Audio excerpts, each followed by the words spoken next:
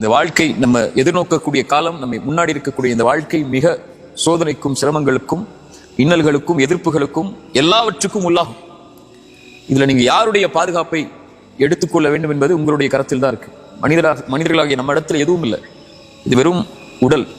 இதுல இருக்கக்கூடியது தஈஃபன், ரொம்ப பலகீனமான ஒரு சக்தி. ஹோலிக்கல் இன்சானு தஈஃபா.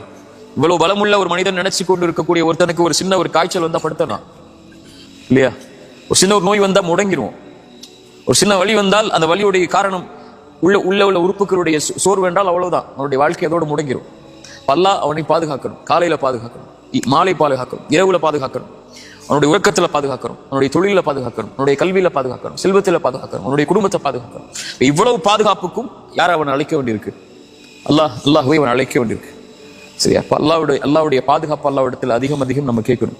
அதுதான் நம்முடைய சிரமங்கள் சோதனைகள்ல இருந்து நம்மளை வெளியே கொண்டு வந்து நம்முடைய வாழ்க்கையில் இருக்கக்கூடிய எல்லா விஷயங்கள்ல இருந்து நம்மளை பாதுகாக்கும். அல்லாஹ்வை நம்மளோட வச்சிருக்காம நம்ம யாரை நம்மளோட வச்சிருந்தாலும் அதுல பிரயோஜனம் இல்லை. அல்லாஹ்வை நம்மளை வச்சிருக்கோவா இல்லையா நம்முடைய செயல்பாடு தான் நமக்கு முடிவு செய்யும். ஒரே ஒரு விஷயம் இருந்தா போதும். அல்லாஹ் கேட்டுக்கோங்க, எனக்கு சொல்றேன், ஒரே ஒரு விஷயம் உங்களுடைய வாழ்க்கையில் இருந்தா போதும். அல்லாஹ் உங்களை பாதுகாத்துக்கிட்டே இருப்பான். அந்த பாதுகாப்புல இருந்து நீங்க விலகவே மாட்டீங்க. அந்த ஒரு விஷயத்தை மட்டும் உங்களுடைய மௌத்து வரைக்கும் நீங்க கடைபிடிச்சீங்கன்னா போதும். ஃபஜ்ர் தொழுங்க. ரசூலுல்லாஹி ஸல்லல்லாஹு அலைஹி வஸல்லம் சொன்னாங்க, யார் ஃபஜ்ரை தொழுவாரோ அவர் அல்லாஹ்வுடைய பாதுகாப்பில் இருப்பவர். அல்லாஹ்வுடைய பாதுகாப்பில் இருப்பவரை எதுவும் திண்டாது.